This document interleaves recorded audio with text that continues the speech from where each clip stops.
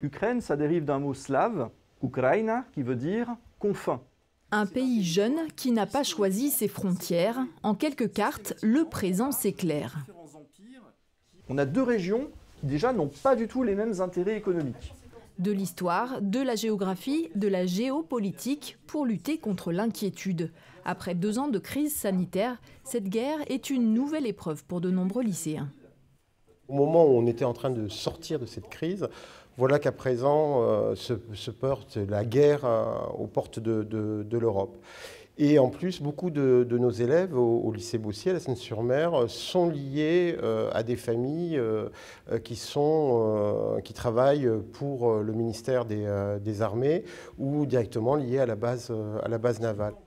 Les questions sont nombreuses et l'intérêt réel. Le soulagement aussi, à l'issue de ce cours très apprécié. Quand on comprend, on est plus rassuré et on peut avoir plus la main sur la situation. Par exemple, les questions, est-ce qu'il peut y avoir une 3e guerre mondiale, tout ça, on se pose tous la question, et les retombées économiques, etc. Tout ça, enfin, moi personnellement, je n'avais pas tout compris, donc c'est ce qui m'a le plus intéressé. On est beaucoup exposé à la désinformation et aux fake news sur les réseaux sociaux, ça fait du bien d'avoir l'avis d'un expert. Et qui en plus est prof au lycée, du coup, c'est un honneur un peu.